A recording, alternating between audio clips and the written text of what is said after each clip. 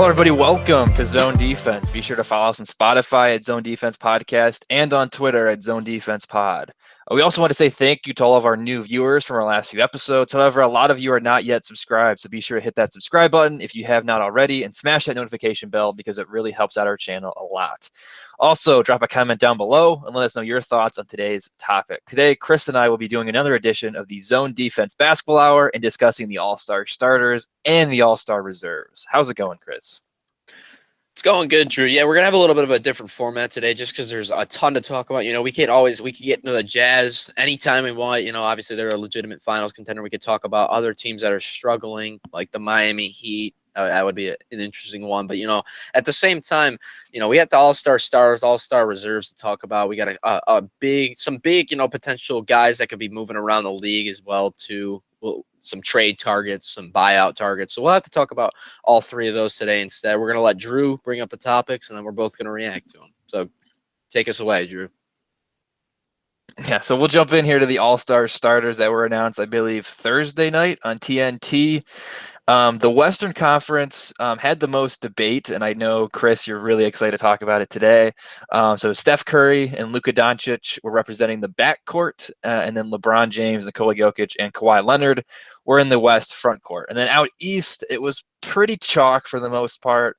Bradley Beal it was his third career All-Star selection, but his first career All-Star start. So that was pretty cool. Kyrie Irving was the other Eastern Conference guard. And then in the front court, this was as chalk as it got. Joel Embiid, Kevin Durant, Giannis Antetokounmpo. I don't think there was really any debate with those three guys in the front court. But Chris, you got your Dame jersey on. We were in a group chat when these were being announced, and you were very, very passionate that you felt Damian Lillard should have gotten in over Luka Doncic. There was also a big push on social media about this. So I'll give you the floor and let you take it away. I mean, clearly I'm going to have strong opinions about this because I'm such a big fan of his. I think he's been an incredible player throughout his entire career, but I think it's an objective fact he should have made the actual game. I don't think this is bias. I think he just deserved it more than Luka. Obviously, Luka has been incredible this year. Don't get me wrong. I love Luka. As you know, Drew, I literally have a Luka jersey. I really like him as well. I think he's a great player.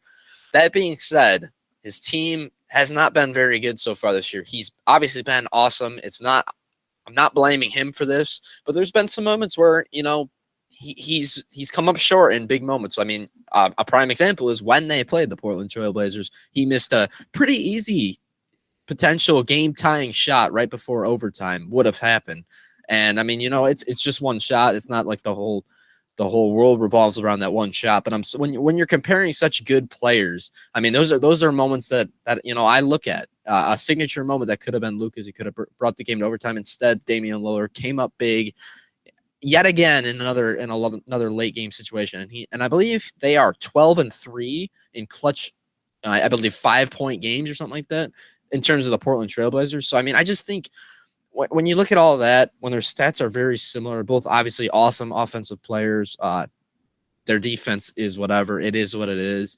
But, offensively, both really gifted scorers. But I look at, how Dame has carried this super injured CJ McCollum, Yusuf Nurkic team to an 18-10 record, fourth in the West right now, whereas the Dallas Mavericks on the outside looking in so far and have really struggled out of the gate so far this season. They're picking it up a little bit, but they're still not very good. I look at that. I look at the clutch wins, Damian Lillard's performance in the clutch, which he's pretty much first in any stat you can ever imagine in terms of what he's done in the clutch situation. So I think when you're comparing such good players, you got to give it to the guy that's been on the better team, plus also has better big time performances.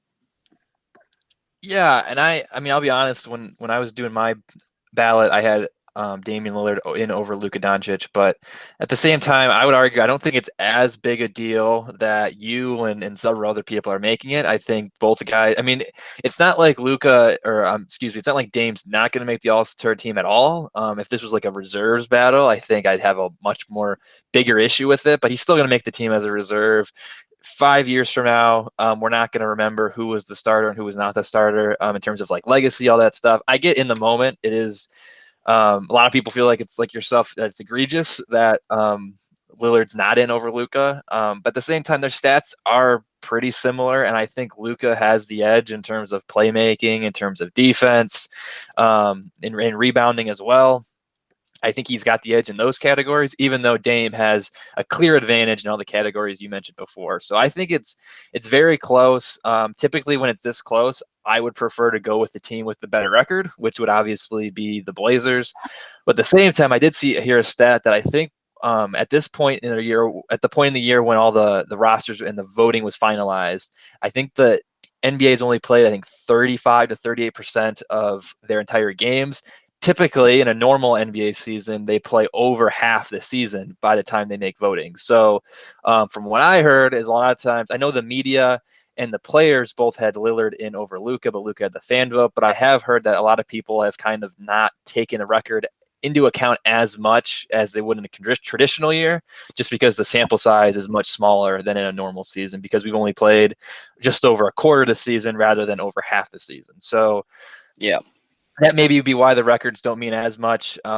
But the Blaze, and it's not like it'd be different if the Mavericks were brutal. They've definitely underachieved and they're not good, but they've been playing at least a little bit better as of late. At least they're now league average instead of just below average.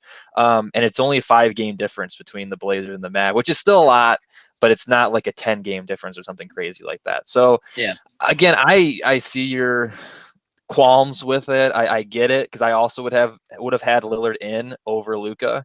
But at the same time, I think it was really, really close. Dame is still going to make the All-Star team as a reserve, which I'm sure we'll talk about towards the end of the episode today. And yeah, it's like I mean, I got a Dallas jersey on right now. I'm definitely a bigger Lillard fan than I am a Luka fan. But I still think there's good arguments for why Luka should be in the game, be a starter. I mean, and maybe Lillard just has to improve his marketing in an international vote, because I guess that was the big thing that Luka got, was the international fan vote really Jesus. pushed him in the fans, and then obviously they have the tiebreaker. So that's how he became a starter instead of Dame. So maybe Dame's just got to sell more Adidas out in Slovenia or China or Europe or whatever, and then he'll be able to be a starter next year. Who knows? I mean, that'll never happen because Luka's basically an international icon. But I mean, when you win both the players and the media vote, I think you pretty much deserve a lock to be an all-star starter. That's just my opinion. But we also look at, I don't know what else he would have to do to make a starting roster. This dude's averaging 30 points a game on a team that doesn't have. I mean, if they had CJ, if they had Nurk and they were 18-10, I don't think it's as passionate of a debate. What he's carrying, what is basically half a Portland Trailblazers roster to the 4 seed in easily the harder conference. So I just every game's a battle in this league. I know their schedule hasn't been insanely hard since those guys were out, but I mean they're beating teams like Philly. They beat Philly 2 times. They've beaten some other quality basketball teams. Every game in the West is pretty much a dogfight unless you're playing the Timberwolves, who suck. But everybody else in the West is pretty darn good. So I just, I don't know what else he would have to do to make an all-star team. This dude's averaging basically 39-13 over the last week of the season as well. So, I mean, it just, it is what it is, man. It's the all-star game. I don't care that much about the actual game, but I think this is why I hate fan voting. And I think it just compared, if you win both players and media and not the fan vote, I think it's just, I don't know, man. It just doesn't make sense for all three of those to, they to get him just to win the fan vote, barely win it, but also, which it wasn't like it was a blowout or anything in the fan vote. And then he just gets in over him, which I think he's not as deserving personally. Obviously, he's been fantastic this year. I love him as a player. But if you rank Dame, I mean, he's third in the MVP power ladder right now, and Luka's nowhere to be found inside the top 5. So I mean, it doesn't make any sense to have the guy that's ranked third in MVP not be a starter in the All-Star game either. That's just, it is what it is, man. It's whatever. I'm still gonna watch the game. I'm not gonna boycott the game for this. At the same time, and I don't think Dame cares that much either. But I also think the Washington Wizards are in some big trouble, and they play. This is what Saturday. We're recording Saturday late morning. They play tonight against the Wizards at home. I think he might drop a 50 bomb tonight. I don't know about you, but I think and he plays Russ too. That also helps. But I think the Wizards are screwed. That's what I think. I don't know about that, but I'll go back to your previous points. I mean, I definitely like this format a lot better than the previously, when the starters were determined completely by the fans. So we had Yao Ming, who played, I think, like 10 games back in like 2010 or something like that. He started the All-Star game. The one year there was a huge push that almost got Zaza Pachulia as a starter in the All-Star game. So I'm glad we don't have that format. And I mean, Commissioner Silver said the other night, it's for the fans. This is all about the fans. So I don't have a big problem with the voting format. I do like the fact that, like, me being a fan, that I have at least some say, maybe, in who gets into the All-Star game, or who at least who gets recognized by getting a lot of votes. So I have a huge problem about that. And you did mention there too about how what else does Dame have to do? It's not fair. I mean, again, he's still going to make the All-Star team. It's not like he's going to be left off it Right. completely. And I look at a guy like Mike Conley, who was with the Grizzlies, and we should have been an All-Star for several years there with the Grizzlies, but just kept not making it because he was in the West. And I don't think there's any argument that I would take Luka and Dame over probably both Bradley Beal and Kyrie Irving in the Eastern Conference, if we're solely talking about it. I think Beal's got a bigger argument because he's averaging so many points, but the Wizards also suck. I think the Beal and the Luka argument, they're pretty close, I would say. They're pretty comparable, even though Beal's stats are better. But I think Dame, for sure, I would want him over both Beal Yeah, and Kyrie. So I agree. it's just unfortunate for Dame that he's in the Western Conference and there's just so many really good guards in the West. I think if he was in the East, because I mean this has been I feel like every year we talk about Dame being snubbed, either not making the All-Star game completely or not being named a starter. But if he was out East, he'd probably be a starter for like the entirety of his career, I feel like. So it's just Yep. unfortunate for him that he's in the West when the West guards are so good. But I want to transition to the Eastern Conference, which I feel like the front court in both conferences, the West was LeBron, Jokic, Leonard. I didn't really see anybody arguing that. I know some people were like, well, why is Leonard in? But then you have like Anthony Davis, who hasn't played very well this year. It's just not a lot of other good forwards that would be over Kawhi. So that I didn't really have an issue with that. And then the East I mentioned before too, Durant, Embiid, Giannis, no big deal there. We already talked about the West guards, the controversy there, but I think the East guards, there's a little bit controversy there too. I think Beal, when you look at the East guards, Beal is clearly, I would say, that the top guy. I know the Wizards suck. They've been playing a little bit better as of late, to be honest. They still have an outside chance at sneaking in there to the play-in tournament. Who knows? I think let me check real quick. I think they're only a game and a half. Can you imagine, after all the crap that Wizards fans and the Beal and, oh, he's going to get traded, had to go through the first month of the year, and the Wizards sneak into the playoffs? That'd be insane. But anyway, I think Beal is the top guy in the East in terms of guards, especially now the Wizards are playing a little bit better, like I said. My problem, though, is Kyrie Irving. I think he is a super talented player. When he's been on the court, I think this might be the best basketball I've seen him play, period. The problem I have, though, is and I know he had some other issues, outside issues off the court. I don't think it's come out completely what it was, but he missed. It didn't seem like his teammates were super happy, and by all accounts, he quit on his team for, I think, what was that, 2 or 3 weeks, and he was at parties and all this stuff, and I have some problems with that. I still think Kyrie should be an all-star, but I think when you look at the entire season, especially with such a small sample size so far, missing 2 to 3 weeks of the year, that's a problem. And you look at some of the other guards that could have been taken over instead of Kyrie as a starter. His teammate James Harden comes to mind. Same exact thing with him. I still think Harden is going to be an all-star. We'll talk about it later when we talk about the reserves. But again, I don't think he should have been a starter either for pretty much the same exact reasons. If not, I think he has even a worse case to start than Kyrie, because he was out partying in strip clubs. He straight up quit on his team, and he was in the West too. I think you have to count that into consideration as well when you're talking about Eastern Conference All-Stars. So even though Harden and Irving have the stats, they have the more talent, I don't think either of them should have started. I would have given my starting nod to Jaylen Brown, who I know he missed a couple of games there with an injury.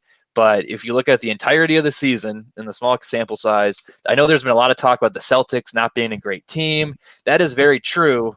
But the Nets, I mean, the Nets are 19-12. The Celtics are 15-14. It's a 3-game difference. Neither team is lighting the world on fire. I don't think that's enough of a difference to be like, oh, well, the Nets are a better team, so they have to get another All-Star. The Celtics and Nets are pretty close. And Jaylen Brown, with Jason Tatum out for long stretches of the season, has really carried that team, both sides of the ball. He's played well offensively. He's played well defensively. He hasn't quit on his team. He's kept them going. If anything, he's the reason that they're the 4th seed in the Eastern Conference still, and not worse than that.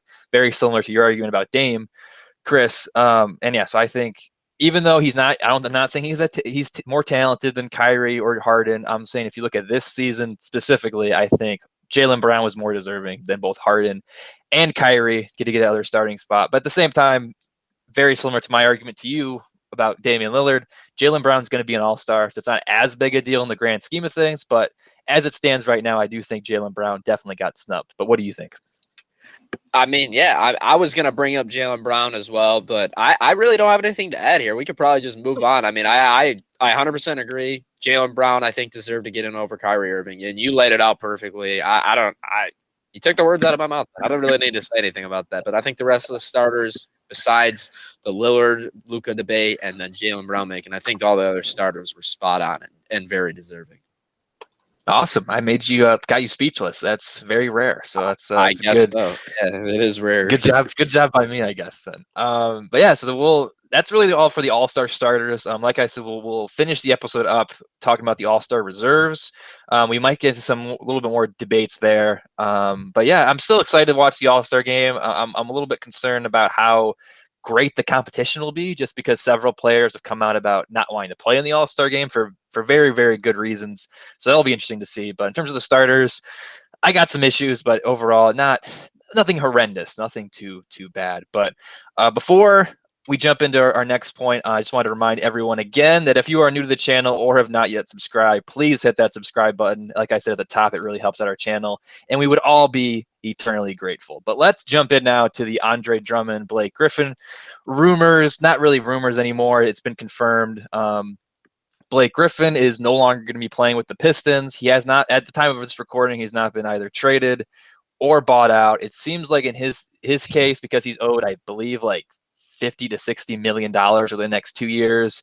Next year is a player option, but he's be crazy if he doesn't accept the player option, as it's like worth over $30 million. So that's probably going to happen. So he's owed a lot of money in a bought out. He's probably gonna get bought out because he's owed a lot of money, and the trade market's just, I don't really see anyone trading for Blake. He's been pretty brutal this year. It's been sad to see, but I feel like he can find a way on a contender. Andre Drummond's where things get a little bit more interesting. He's played decent this season. And it's the same thing with the Cavs. They've apparently reached an agreement where Drummond's not going to play for the Cavs anymore, as they look to work out a trade, or also a buyout is on the table as well, because Drummond's owed so much money. I can see a team trading for Drummond. Blake, though, I think he's most likely to get bought out just because of that contract and the way he's playing. But I'll let you get us started here, Chris. Where do you think there's a trade on the table for Drummond or maybe even Blake? And if not, if so, what team do you think is going to trade for either guy? Or if not, if you think they're going to get bought out, which teams do you think could need a Andre Drummond or Blake Griffin the most? Yeah, so I'm going to lay out. So Drummond, I think, is extremely likely to just get traded. I don't think his contract is quite as egregious, and I also think he provides a little bit more value than Blake Griffin as of right now, which really pains me to say because I'm not, as you well know, Drew, I am not a Andre Drummond fan. Let's just leave it at that. But so I think all of these are Eastern Conference teams. So I would lay out the three that I think he is most likely to go to. The first one would be the Toronto Raptors. There's been a lot of rumors that he could go there, but the problem is I'm hearing rumors that Norman Powell would be the piece in return, and I think Norman Powell is an infinitely better player than especially lately. He's been dropping buckets lately, and I think is part of the reason why Kyle Lowry has been a possible trade candidate as well. But I think Drummond potentially, that's a potential destination for him for sure, as long as it's not Norman Powell, because I don't think that'll ever happen. But the Celtics, another team that really needs a big. Their bigs have been kind of disappointing this year, I would say. Tice, he can shoot, but he's kind of undersized. Thompson is out there for 15-ish minutes a game.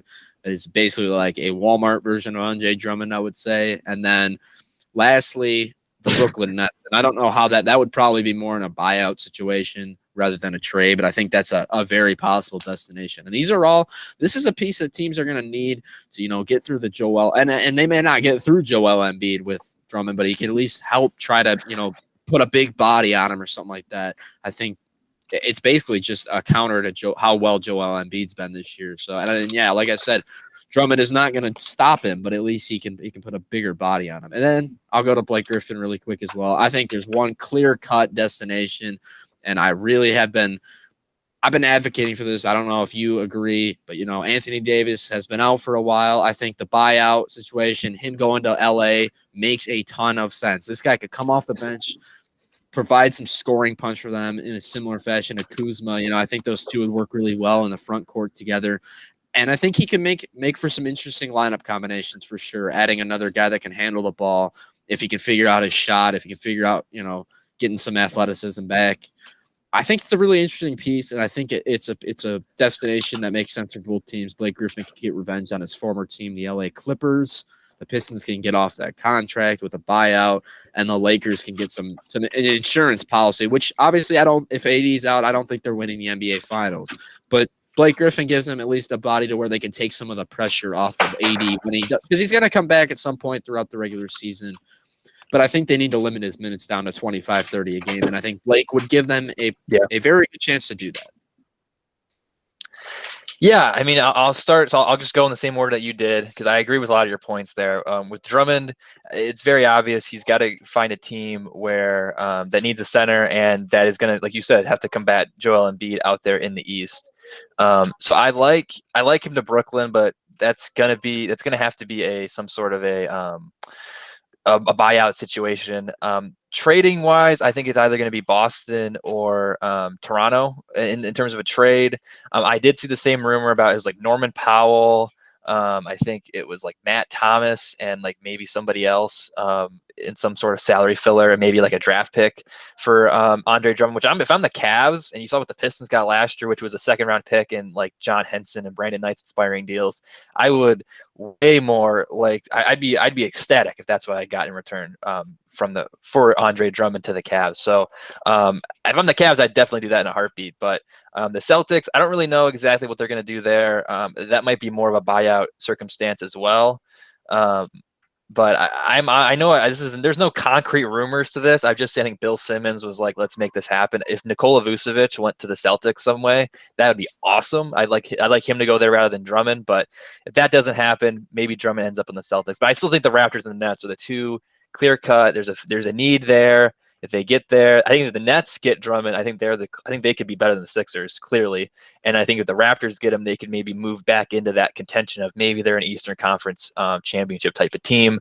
Another team too I wanted to throw out there just out of curiosity if maybe they'll make a move is the Knicks as well as the Hornets. I mean, maybe they are like they're playoff teams right now. Maybe they're like, hey, let's get Drummond in here, expiring deal. Well, he's not going to cost us that much. Maybe that's the difference between being a play-in team and a clear-cut top 6 seed for either of those teams, and maybe Drummond's enough to get them to win the play-in and also actually be a clear playoff team. So I think Hornets or Knicks could be sneaky dark horse contenders for Drummond as well, if the price is low enough. Because I don't want the Knicks or the Hornets like mortgaging their future to get a guy like Andre Drummond. That doesn't make any sense. And then with Blake, I like the Lakers. Don't really have much to add there. I think there's clear rumors that there's interest on both sides. If I had to put money on it right now, I'm assuming he's going to end up on the Lakers most likely. But Chris, your Blazers too. I think honestly that could be a Drummond landing spot too if he gets bought out. I think the Blazers could be in the market for either of Drummond or Blake. And then same thing, I would love to see Blake Griffin on the Suns too. I think that could be an interesting. But Chris Paul's there. I by all accounts, they're kind of friends now. They don't hate each other as much as they did in their Clippers days, but I don't really think a reunion is very likely. So I would imagine that I think the Blazers and the Lakers are the clear-cut choices for Blake. I don't see him going to an Eastern Conference team. I feel like he's probably going to go back out west, but yeah, that's my takes. I agree with most of them, but I think the Hornets and the Knicks and the Blazers are 3 teams that you didn't mention that I think could be dark horse contenders for either guy. But yeah, I mean, I don't have any complaints with either one of those destinations. I think it makes a lot of sense, especially if they're whether or not they go all in or not this year. Might be a little bit too early for both teams to do that. But it gives them a potential big to, combat some of those elite bigs in the league. I mean, obviously Drummond's going to get babied by them. You know my opinions on him. He's not very good at basketball, but I think in the right scheme, he could play a good role. They just need to eliminate him having the ball all the time and taking these wild shots and keeping that field goal percentage down. But if he can just be a guy that, rim runs, plays a little bit of defense, gets some steals and blocks, and then gets offensive boards, I mean, I don't have a problem with just trading a little bit for him, but I don't think he's. I mean, as you can see, the Pistons couldn't get anything for him. The Cavs aren't going to get anything for him. Yeah. There's just not a home for him, and he needs to find that home, but to potentially maybe turn his career around from where it was when he was with Detroit. I mean, I like I've said before, I'm not the biggest Drummond fan, and that's putting it very mildly. But you know, Yeah. there could be a potential. There's a way where he can make an impact on a good team. So I think some of those teams you have rumored to are good destinations for him for sure. But yeah, let's get into your All-Star reserves list if you're ready. Yeah, I wanted to just touch one more point on Drummond real quick. I don't really want him to go to the Knicks or the Hornets because I think he'd be very similar to the Drummond we see right now. I mentioned this to you before too. I think Drummond has to go to a team like the Nets or the Raptors where he's clearly not the most talented guy on the team because he's got the talent. I don't think, even though you're a bona fide Drummond hater, he's got the talent. He's just not motivated. And I think going to a good team would help him blossom. Even going to the Blazers too. I know they're not an elite team, but he'd clearly be the third or fourth banana there behind CJ and Dame. So I think that would be really good for him. And Blake, it's also just sad because he was an All NBA player just 2 years ago. One of the probably the most dynamic, most entertaining players of the 2010s. It's sad to see him play like this, but hopefully he hops onto the Lakers and is a good guy. But yeah, you mentioned it there. I'll hop into my All-Star reserve. So I'm just going to go down and I'll tell you my thought process. I'll start with the West. We'll go like conference by conference. Just tell you my thought process and then just get your instant reactions because I have not told you any of these yet. So for me, in the Western Conference, so you get 7 reserves, 3 forwards, 2 guards, and then you get 2 wild card picks as well. That could be either any position. So for me, there was 4 clear cut. They were for sure picks. There was no discussion. That's Paul George with the Clippers as a forward, Rudy Gobert with the Jazz as a forward, and then Damian Lillard and Donovan Mitchell both as guards. So those are the 4 guys that were clear cut. I feel like George, Gobert, and Lillard, those 3 have been pretty universal across all ballots, at least that I've seen so far. Donovan Mitchell, there are some people that are like, maybe not, but he's on the Jazz. The Jazz are the best team. They got to get 2 guys in my opinion. Mitchell's there. He's still been really good. Then the last 3 spots, forward and then the 2 wild cards, is where things get a little interesting for me. So I would say Anthony Davis, I think he would be there, but because he's hurt, because he hasn't played super well, I think it's very likely he gets named to the team, but then they name a replacement for him. So for that reason, I'm just throwing him out the window. He's not going to be on this list. Like I said, I think it's very likely he does get in, but I don't think he's playing in the game. So I thought it'd be more fun to name a guy who's actually going to play in the game. So there's 3 spots. I got 5 guys who I think have a legit chance at getting in there. Ultimately, what I decided on was Chris Paul as one of the wild cards on the Suns, Zion Williamson as the last forward from the Pelicans, and then maybe somewhat surprisingly, DeMar DeRozan from the Spurs as my last wild card. The 2 guys that I had to leave off that was really tough, Devin Booker and then Brandon Ingram. Brandon Ingram, I think it's either going to be him or Zion. I don't think you're going to put 2 Pelicans on the All-Star team. If it ends up being Ingram over Zion, I'd be like, okay, cool. But I think they're going to get one guy. I just don't think they're going to get both. And then the same logic could kind of be used for Devin Booker and Chris Paul. I think one of them is going to get on. I don't think both of them. And I think the Spurs deserve some recognition because DeMar DeRozan's had a really good season. And I know it's been more of a team effort overall, but the Spurs have had a really good year as well. I think they're only like a game or 2 behind the Spurs or behind the Suns. Yeah, they're a game and a half behind the Suns. The Suns are the 5 seed. The Spurs are the 6 seed. I think the Spurs have had a really good year. They deserve an All-Star.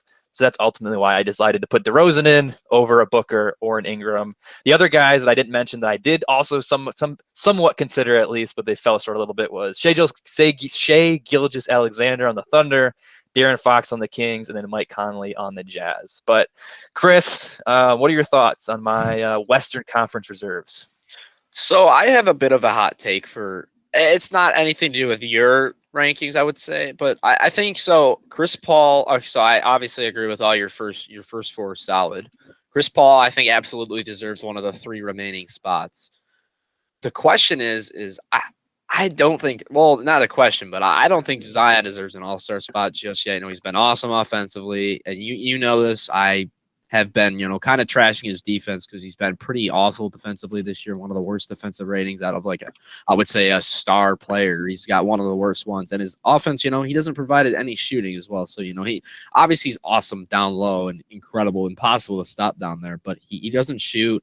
He's not a crazy passer, I don't think. And then he doesn't play very much defense. So I think a guy like DeRozan makes a lot of sense there instead of him, because he's been playing a lot of forward this year. He's even been playing a little bit of power forward, which weird enough. It makes sense for him, though, the type of player he is, kind of that grit guy on both sides, but also can drop 20 a game and play some good defense, can play make, can rebound. I think he makes a lot of sense for the forward spot, I would say, and the third forward spot or whatever on the reserve. The next guy I want to name, though, is someone you didn't even mention, and this might be a hot take. I've kind of warmed up to it. I think the Jazz deserve another reserve, and it's not Mike Conley. It's Jordan Clarkson, man. This guy's been absolutely lighting it up. I think he deserves some recognition for it, man. I don't know. I've kind of, at first I was like, yeah, I don't really know about that when I heard kind of some people talking about it. Now I'm all in, man. Now this guy can drop 40 on any given night. I think he's playing the best basketball of his career. He's been a big part of why the Jazz have been so good. I basically just think the entire reserve team should be the Utah Jazz. That's the opinion you should get from me, is that the entire reserve should be the Utah Jazz. I've expressed some interest in even Donovan Mitchell deserving to potentially start just because of how good they've been, and I think they deserve a starter. But, the conference is so loaded, it makes sense that he's not, obviously. But, I think they deserve another guy, and I think Clarkson's that guy because he's been – obviously stats aren't going to compare to some of these other names like a Devin Booker or a Brandon Ingram. But, I think his impact on winning has been incredible and just as high as these guys. I think if he was taken – if he's playing in the starting lineup, he could be averaging 25 a game if he really wants to. And right now he's at 18. He's playing decent defense. He's been a better playmaker this year. I don't know, man. I'm starting to get on board with the Jordan Clarkson love in the starting lineup, or not the starting lineup, in the reserve all-star lineup. There is no way in the world that Jordan Clarkson gets in over Mike Conley. There is literally zero chance, in my opinion. Like if Jordan Clarkson makes it, Mike Conley has to make it. I mean, the advanced metrics love him. He's been such a great player. I think the coaches, because the coaches vote on the reserves.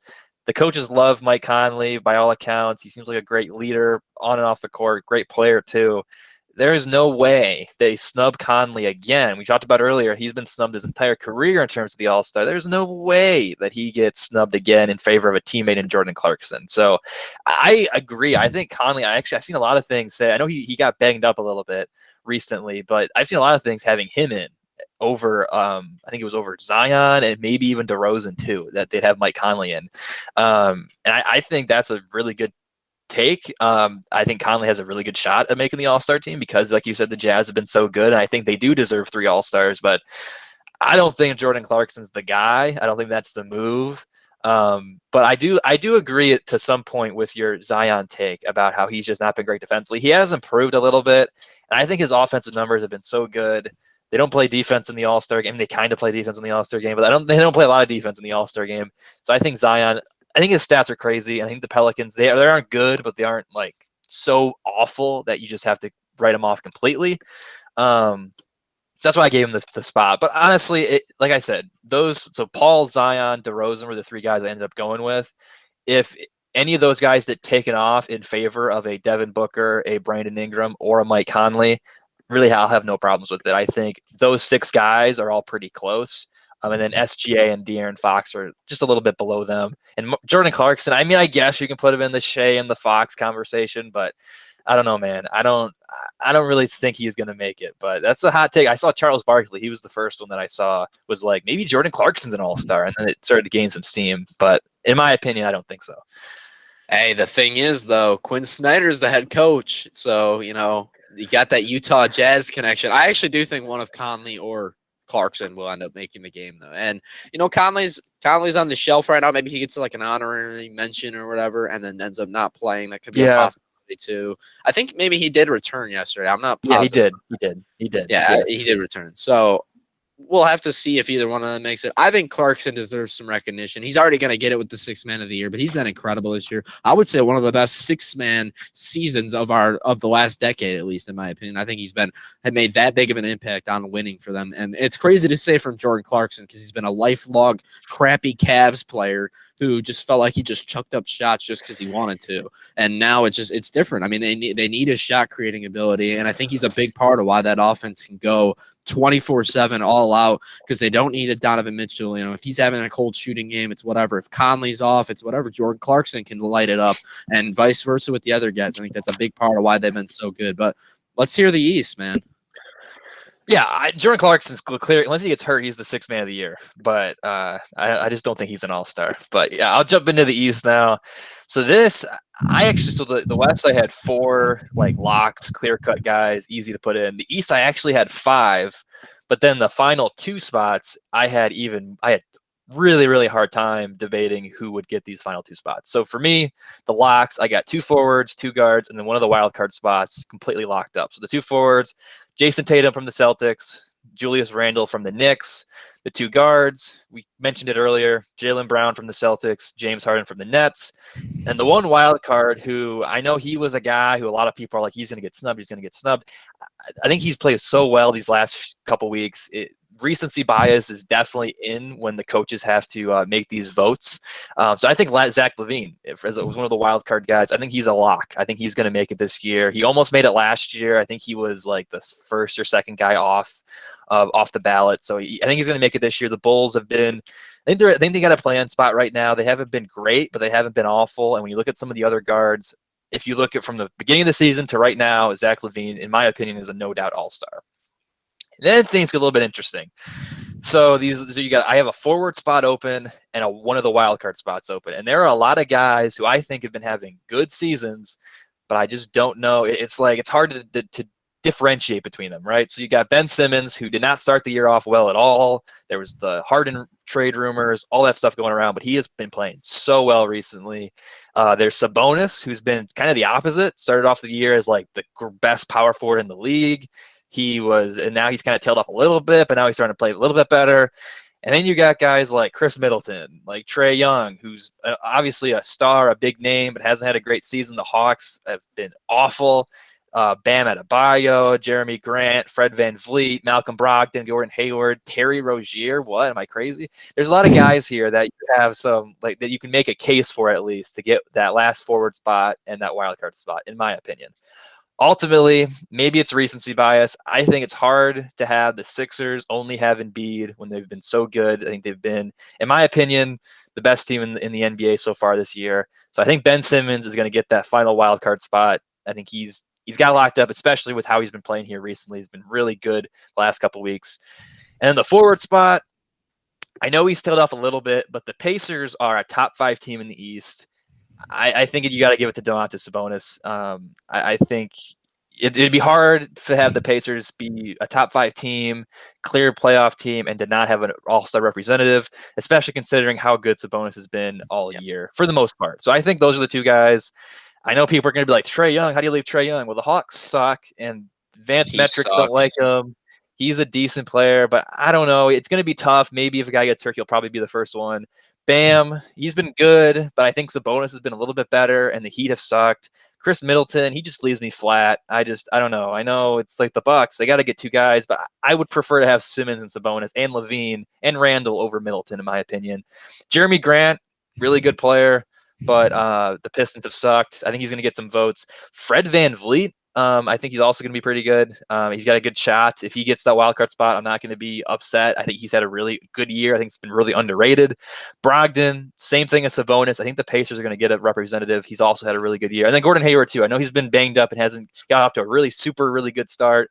Tailed off a little bit lately, but still been pretty good. I still think I would love to see him make it. Because I think he made it once with the Jazz, but I think it'd be cool if he made it now following the injury and everything. But I just think Simmons and Sabonis are the final 2 guys there. But so I got Tatum, Randall, Brown, Harden, LaVine, Simmons, and Sabonis. What are your thoughts about that, Chris?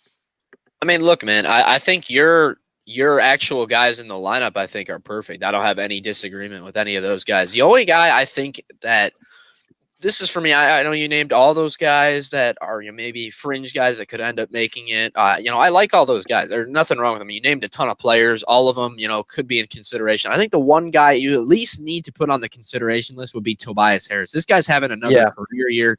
He's playing just like he did with the Clippers. His efficiency's up. He's playing great defense. He's getting boards. And Simmons been out for the last couple of games, so I think he's really turned it up. I know everyone's going to give Embiid the love because he's right in the MVP race in the thick of things, and it's well deserved. But I think Tobias Harris is just as big a reason for this team's success, and I think he deserves at least. Whether or not he makes the game he probably won't make the game. Let's be real. There's a lot of good players. A lot of those guys being left off also, in that same tier where they're guys that are well deserving in an all-star spot, but there's only so much to go around. But I think Tobias Harris is a guy that definitely, at least in our debates, you named a lot of honorable mentions, a guy that can't be left off that list. But it's kind of boring because I wish we could do a little bit more debating, but I have absolutely no disagree. This isn't a Jordan Clarkson situation where we're disagreeing on it. I am 100%. I think I didn't make a ballot like you said. This is just me reacting to yours, but this would literally be my 7, man. I got no complaints. Well, thank you. Harris, yeah, I think he's like the Mike Conley of the Eastern Conference for right now. Where if you look at the record and you're like, hey, we got to get 3 Jazz guys in here because the Jazz are so good. I think you can say thing about the Sixers in the East. If the Sixers are so good in the East, got to get 3 Sixers in. Harris is easily that guy, and you could even maybe make an argument that he should be in over Simmons. So I ultimately gave it to Simmons because I think he's just a better player. He's more talented. I think the coaches not respect him, but like are aware of his talent a little bit more than Harris. But yeah, I definitely just forgot about him for sure. He's been really good, but yeah, I don't really have anything else to say for this episode. Do you want to have anything you want to say before we wrap things up? Yeah, I mean, the All-Star game, whether or not we obviously had the thing a couple weeks ago where we said they probably shouldn't play this game, but I mean, I think it's going to end up being a good game. They got the same format as last season, I believe, so I think that'll make things more interesting. They got the 3-point contest. I'm interested to see that. I'm getting a little more talking about a little more makes me a little bit more excited for the game this year. I was, like I said, on the fence about it, worried about maybe effort level not being there, but I think most of the players will be showing out for the game. I'm sure there'll be some money incentives on the line too as well. So it should be a good fan event, a good break for the players that don't end up making the game, even the players that do make the game, a nice, segue from the season, the grind that has been the season. So I think there is some aspects of the All-Star game that I do understand them needing to play, I guess, is what I would say before we wrap it up. Yeah, I get that. I am worried that it might not be a super competitive game just because people aren't going to take it seriously. It might be more of like a All-Star game, how it was a couple of years or like 5 years ago before they made this new format. But last year's game was really, really good. Probably the best All-Star game I've ever watched in my life. So hopefully if that one's just like, if this one's like 75% of what that game was, it'll be a really, really fun weekend. Yeah, I'm also really excited to now see who the coaches nominate as the reserves. I think that comes out later this week, I think. So we'll come back again next week and we can review mine and see where me and the coaches agreed and where we disagreed. But yeah, that'll do it for this episode. Once again, we're the Zone Defense Podcast. So Chris and I are going to keep doing these weekly Zone Defense basketball hours, hopefully every week as the NBA. We're like almost halfway there through the season, which is hard to believe. Playoffs are right around the corner, trade deadline, everything like that. So we'll have a lot of really good episodes. Looking forward to all those. And in addition, even though the NFL season is over, we still have plenty of off-season content, especially NFL draft coverage, free agency or trade news. Chris and I just did one on the Carson Wentz trade, so definitely check that one out if you haven't already yet, as well as previews for the 2021 NFL season. But yeah, so make sure you subscribe to us on YouTube, follow us on Spotify and Twitter at Zone Defense Pod, and search us on Apple Podcasts so you don't miss a thing. Smash that like button, and in the comments down below, let us know your All-Star reserves, and also answer the Dame versus Luka debate for us too. Who do you think was more deserving, Dame or Luka Doncic? But we're looking forward to reading all those comments. And thank you for listening to this episode, and we'll see you next time. Peace.